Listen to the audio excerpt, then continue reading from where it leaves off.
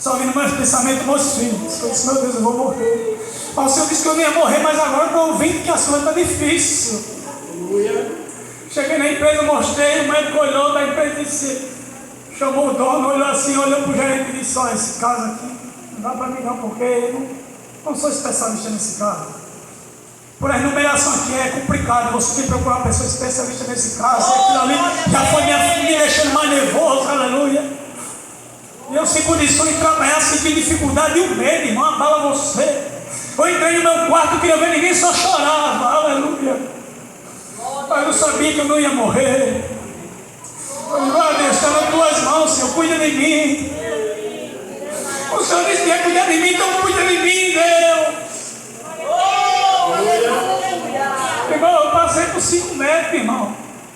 E todos foi palavra negativa, palavra que derrubava a pessoa. Aí Deus coloca as pessoas certinhas na minha frente.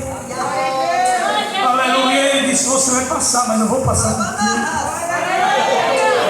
Eu vou colocar as pessoas na tua frente, as pessoas que você nem imagina, você nem conhece. Aleluia. Eu disse, eu só confio no Senhor. Passei por os outros médicos, aí era uma pessoa que foi operada, disse, meu problema meu, eu disse, olha, que essa pessoa que é da minha confiança, vai lá, ela vai tentar ajudar a resolver sua causa. Cheguei no Zineiro, irmão, cheguei lá, conversei com a médica pediu os exames, quando ele olhou para mim, disse, isso aqui é o primeiro caso que eu pego desse jeito.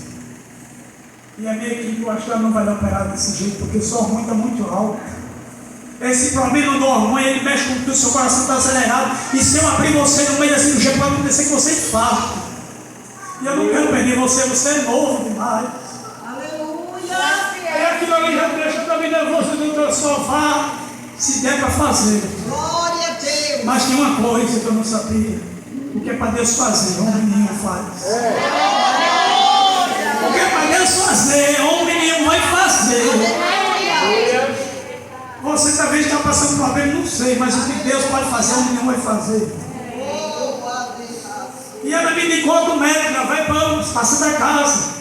Aí para de dar os passos, não fiz um acordo, eu disse, vou sair da empresa, porque eu não tenho condições financeiras, tudo que eu tinha investido na casa, antes de Deus cumprir isso.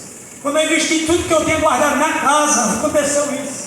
E agora que ficou mais difícil para mim, porque tudo precisava de dinheiro, cada consulta era 250, cada médico rico para dizer uma coisa, era 250 e o dinheiro ia embora, aleluia. E eu fiquei com aquela mulher de fogo de sangue, gastei tudo que eu